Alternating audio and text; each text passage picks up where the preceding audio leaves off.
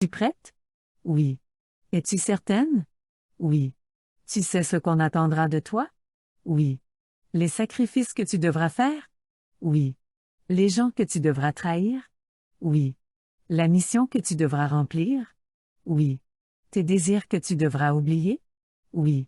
Alors, incarne-toi. Rose se tient devant moi. Une épée rouge ouvre son crâne, elle hurle. Des volutes noires s'échappent de sa tête, aspirant la lumière de la pièce jusqu'à ce qu'il n'y ait plus rien, rien que l'obscurité, les cris qui se mettent en sourdine, jusqu'à ce qu'il n'y ait plus rien, rien que le silence. Une petite fille joue avec un jeune garçon. Sa peau est blanche, il est gris. Il rit. Leurs cœurs sont clairs. Puis celui de la jeune fille s'assombrit. De l'extérieur, rien ne change dans leur jeu ni dans leur manière. Mais son cœur se noircit et se durcit. Une vitre s'acasse. La forêt meurt, les arbres tombent, dessèchent, s'effritent, le vent souffle et souffle et souffle, le paysage change, se transforme en désert, le sable recouvre les ruines. Elle se tient près de son père. Des dizaines de jeunes enfants se trouvent rassemblés. Ses frères et sœurs et ses alliés. Ennemis.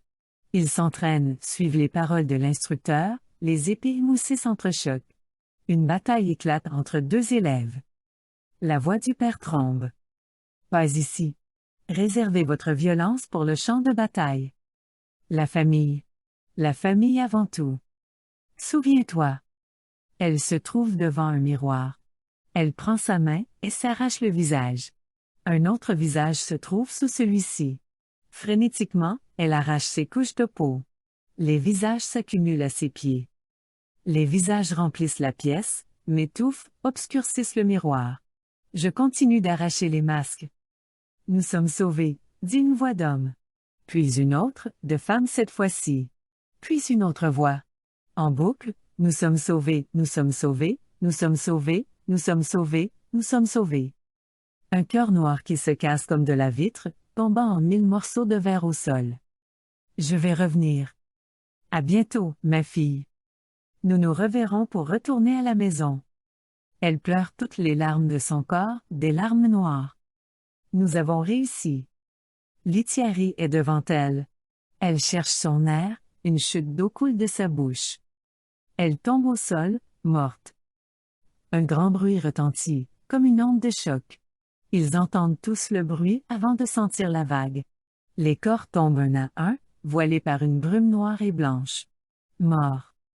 Séchevin voit ses mains et ses pieds attachés. Elle est prisonnière. Elle ne peut pas s'échapper. Ne pourra jamais s'échapper.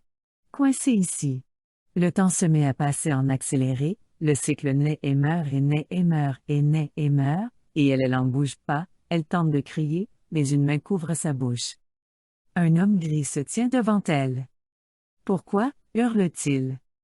Pourquoi, hurle-t-elle à son tour?